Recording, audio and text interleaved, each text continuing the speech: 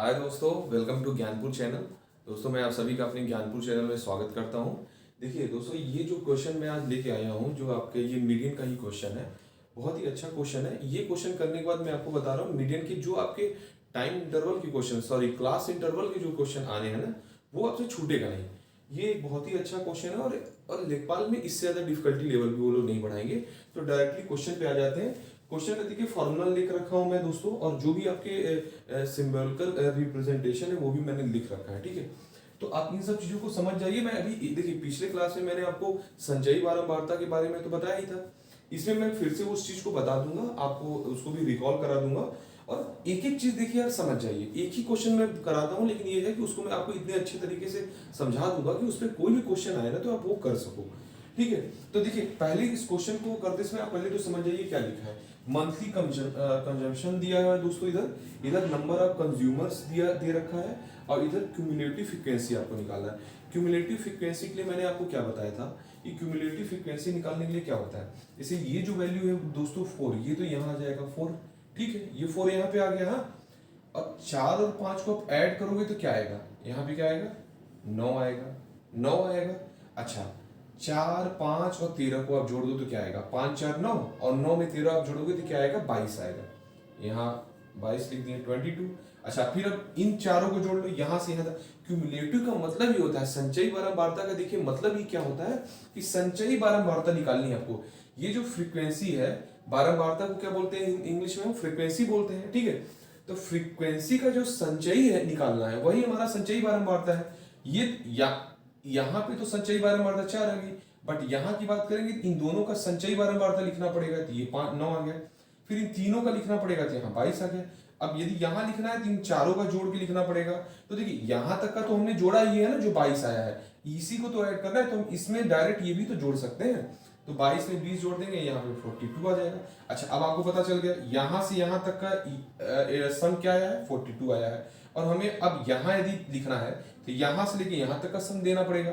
यहाँ से यहाँ तक का सम 42 है, तो उसमें 14 आप जोड़ लीजिए, फिर ये आ जाएगा आपका 56। अच्छा, 56 आ गया, तो यहाँ से यहाँ तक का सम 56 है। और यहाँ से दोस्तों यहाँ तक का सम, 8 को भी सम की बात करेंगे तो 56 में आप 8 जो ऐड कर दो तो ये आपका आ जाएगा कितना, 64। अच्छा, अब 64 में आप डायरेक्टली ऐसे 4 जोड़ के यहाँ 68 लिख सकते हो, ये आपका आ गया। हाँ, अच्छा देख रहे हो आप यहाँ पे ये जो दोस्तों 68 आया है ना, ये आप देखोगे कि जो ये जो संख्याएं हैं ना, ये जो 68 आया है वो क्या है, इन इतनी संख्याओं का यहाँ से लेके यहाँ तक जो संख्या है, इनका सम ही 68 आया है। इनका सम ही 68 आया है। अच्छा, मतलब ये जो फ्रीक्वेंसी है इसको एफ बोलते हैं ना, फ्रीक्वेंसी एफ है। अब देखिए यहाँ पे सिग्मा एफ क्या है, सिग्मा एफ क्या है आपका, ये 68 है। आप दोस्तों एडिशन कर, जब आप ये संचयी बारंबारता निकालते हैं तो आप एक चीज याद रखिएगा, यदि यहाँ पे जो लास्ट में जो वैल्यू आई है 60, जो भी वैल्यू आएगी वो इन सारी वैल्यूज के सम के बराबर होनी चाहिए। यदि ये 68 आया, इन सब का आप सम करोगे ना तो 68 आएगा। उसी तरह दोस्तों ये जो लास्ट वाली वैल्यू आई है वो इस वैल्यू के बराबर होनी चाहिए। यदि ये वैल्यू एक दूसरे के बराबर नहीं है, इसका मतलब आपने ये जो कैलकुलेशन किया है एडिशन वाला, जोड़ने वाला जो आपने कैलकुलेशन किया है, ये आपका कहीं कहीं फिर गलत है। तो आप उसको फिर से रीचेक कर लीजिए। अच्छा, तो यहाँ पे अच्छा आप देख रहे होगे कि 68 आ गया, वो इसके बराबर है, इसका मतलब हमने जो संचयी बारंबारता निकाली है वो सही है। हाँ, अच्छा अब देखिए ये क्वेश्चन हो गया, मैं बहुत ही आराम से आपको बता रहा हूँ, बस एक एक चीज आप समझते चलो, आपको फिर डाउट नहीं होगा। आप एक एक चीज को समझने की कोशिश करो आप। हाँ, ये 68 आ गया। अब इसके बाद दोस्तों क्या होता है, ये जो आता है ना 68, इसको ये जो वैल्यू आती है इसको हम n बोलते हैं। आप इस वैल्यू को कहे दो, या इन सबका सम क्या आया है 68 आया, इसको n बोलते हैं, ये n बोलते हैं ना। तो n बराबर क्या हो गया, 68 हो गया। ठीक है, अच्छा n बराबर 68 हो गया, तो हम n/2 का मान निकालें तो क्या आएगा, n/2 निकालेंगे दोस्तों तो आ जाएगा 34 आ गया। अच्छा, ये क्या होती है दोस्तों ना, ये जो 34 आया है, यही तो ये 68 जो था, या ये जो सम किए थे ये 68 था, इसी का तो आधा किए हैं तो n 34 आया है, इसी का आधा किए हैं तो क्या आया है, 34 आया है। अच्छा, अब आप ये समझिए, ये जो 34 है दोस्तों, हमको देखना किस में है। अब हमको दूसरी क्या चीज चेक करनी है, आप समझिए उसको, हर चीज को। ये जो 34 आया है, ये सोचिए दोस्तों कि ये क्या आई है, संचयी बारंबारता आई है। ये क्या आई है, ये आई है आपकी संचयी बारंबारता।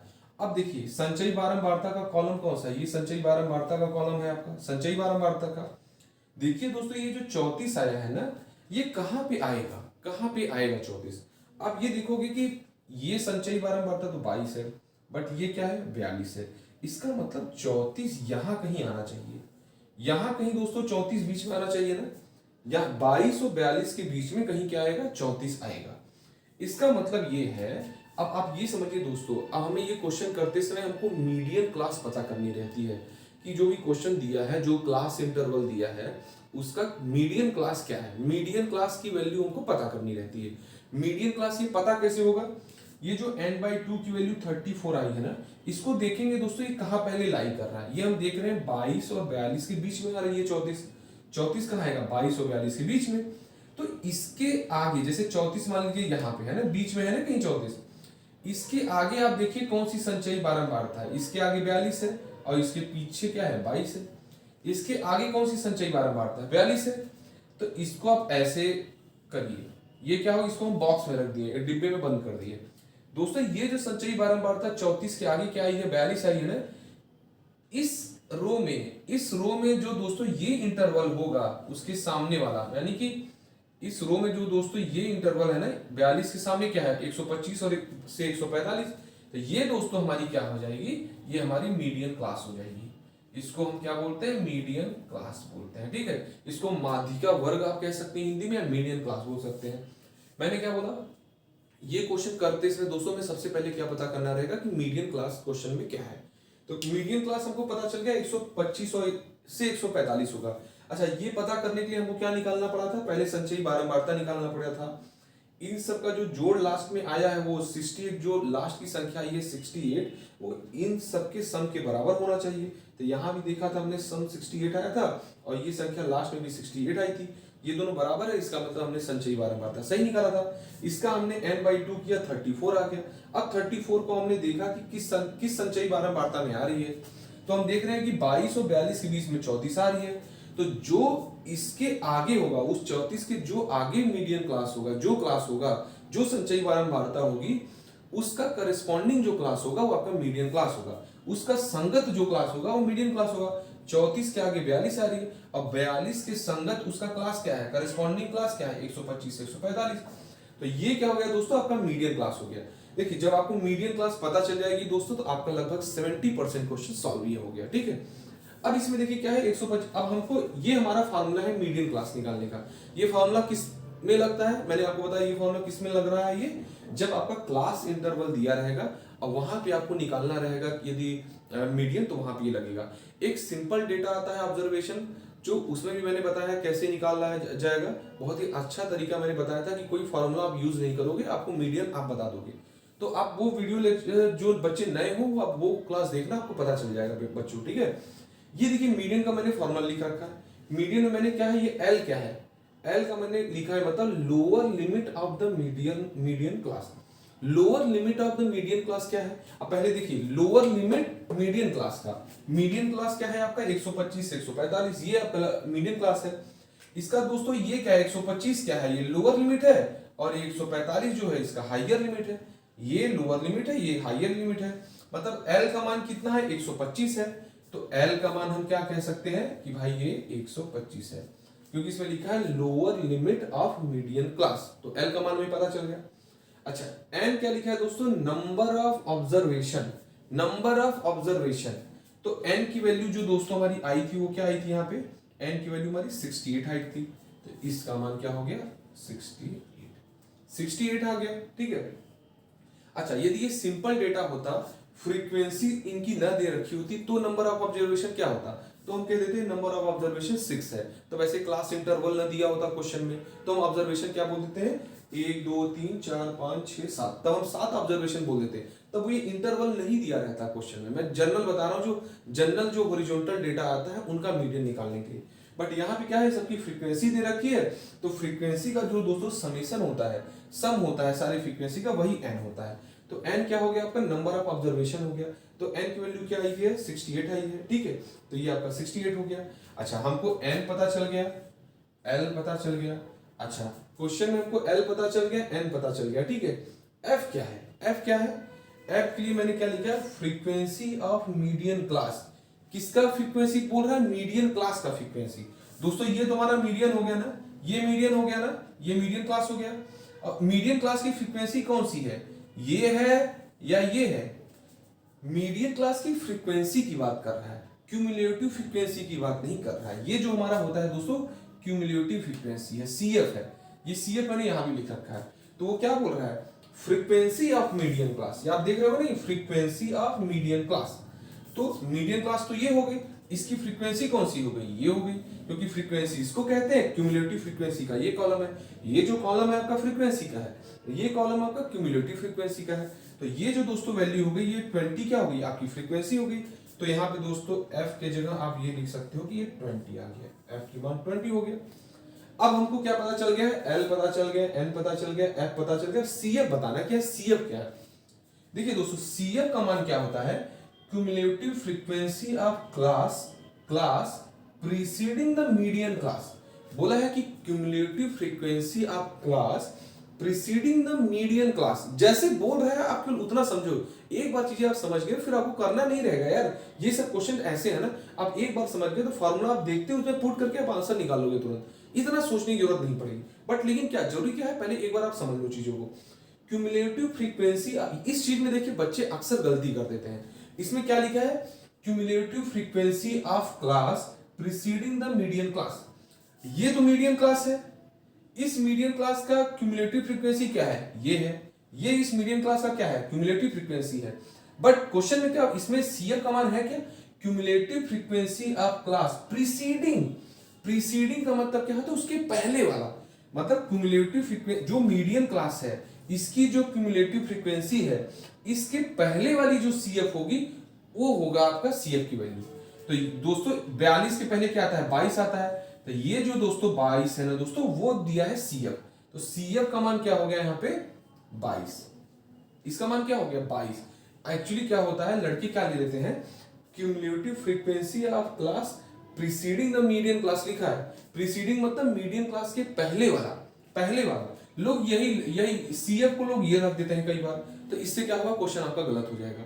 उसमें प्रीसीडिंग का मतलब है कि दोस्तों जो मीडियन क्लास का क्यूमुलेटिव फ्रीक्वेंसी है, जो मीडियन क्लास का आपका ये मीडियन क्लास है, इसका क्यूमुलेटिव फ्रीक्वेंसी 42 है, इसके पहले जो क्यूमुलेटिव फ्रीक्वेंसी है वो सीएफ होती है।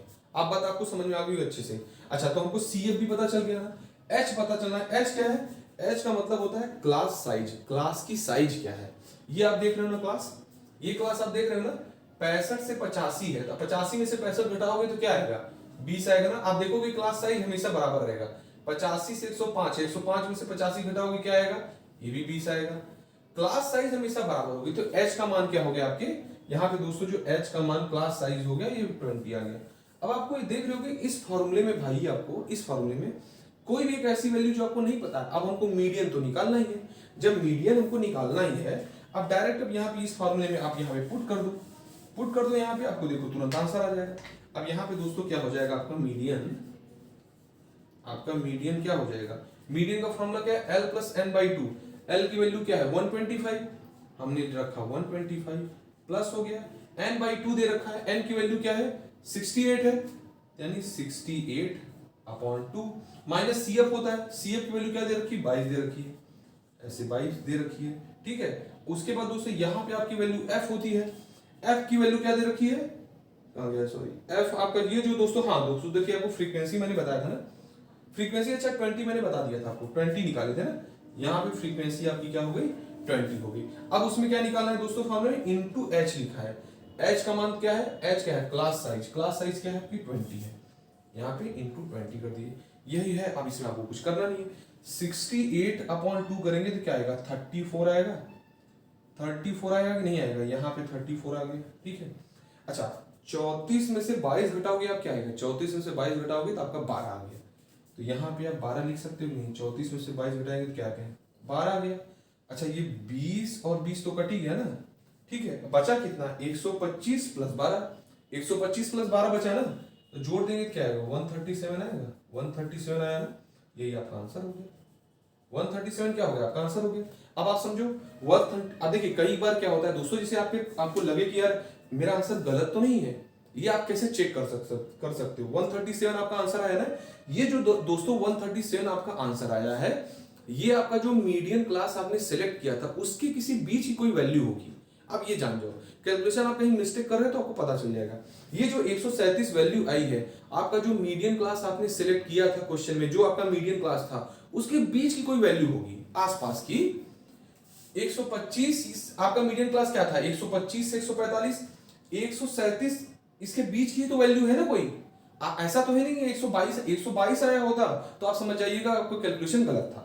148 आया होता तो आप कह देते कि हमारे ये क्या था, मीडियन क्लास का जो रेंज है उसके बाहर है। जब बाहर है तो इसका मतलब हमारा कैलकुलेशन गलत है। ये जो वैल्यू आएगी दोस्तों, हमेशा जो भी आपका मीडियन आएगा, जो आपने मीडियन क्लास सिलेक्ट किया था, हमेशा उसकी कोई बीच की कोई वैल्यू आएगी, ना उससे छोटी ना उससे बड़ी। ठीक है, तो ये आपको समझ में आ गया होगा। देखिए इतना आराम से इसीलिए मैंने क्वेश्चन बताया है, आपको एक एक पॉइंट अच्छे से आपको समझ में आ सके। और मुझे लगता है यार मैंने बहुत अच्छे से आपको बताया है। कोई डाउट है तो आप मुझे कमेंट कर दिया करो।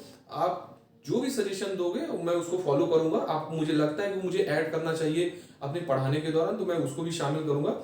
एक क्वेश्चन और है दोस्तों, थोड़ा सा वो क्वेश्चन इस लेवल से थोड़ा सा ऊपर है, मैं वो क्वेश्चन भी आपको करा दूंगा। उसके बाद मीडियन का कोई क्वेश्चन आपका बचेगा नहीं एग्जाम में, ये आपको मैं गारंटी दे रहा हूँ। उसके बाद मोड का एक टॉपिक बचा है, 2-3 लेक्चर में मोड खत्म कर लेंगे, हमारा स्टेटिस्टिक्स कंप्लीट हो जाएगा। अच्छा देखिए एक चीज और मैं बता देना चाह रहा हूँ, ज्योमेट्री का कंप्लीट हो गया जो कि हमारा एक बड़ा सेक्शन था। स्टैटिस्टिक्स हमारा 3-4 दिन में कंप्लीट हो जाएगा। ठीक है, उसके बाद दोस्तों आप कौन सा चीज पढ़ना चाहते हैं, आपका कुछ सजेशन है तो आप मुझे कमेंट करके बता देना। और इसके बाद क्या है, जो टॉपिक है, कुछ डीआई के टॉपिक दे रखे हैं, कुछ अर्थमेटिक के 3-4 टॉपिक हैं, आपका एलसीएम एचसीएफ का कुछ टॉपिक है, और कुछ अलजेब्रा का छोटा मोटा टॉपिक है। बहुत ज्यादा बड़ा नहीं है। जो पाई चार्ट, लाइन ग्राफ, ये सब वाले क्वेश्चन भी मुझे कराने हैं, वो सब डीआई में ही मैं कराऊंगा। ठीक है, तो जो आपको करना है, आपकी जो सजेशन है आप मुझे बता सकते हो। 2-3-4 दिन बाद फिर मैं वो टॉपिक फिर स्टार्ट करूंगा। ठीक है, तो आज के लिए इतना ही काफी है दोस्तों। मेरा वीडियो आपको अच्छा लग रहा है तो और भी लोगों को आप शेयर करिए, चैनल से जुड़िए। और दोस्तों आप देख रहे होंगे कि जो भी चैनल पे बच्चे जुड़े हैं, मैं रोज 1-2 क्वेश्चन जीएस के भी डाल रहा हूँ, अच्छे क्वेश्चन उस पर आ रहे हैं, तो आप उनको भी अटेम्प्ट किया करें, एटलीस्ट पता चलेगा कि आपको कि हाँ हम जो तैयारी कर रहे हैं किस पोजीशन में है। ठीक है, तो आज के लिए इतना ही काफी है। Thank you very much.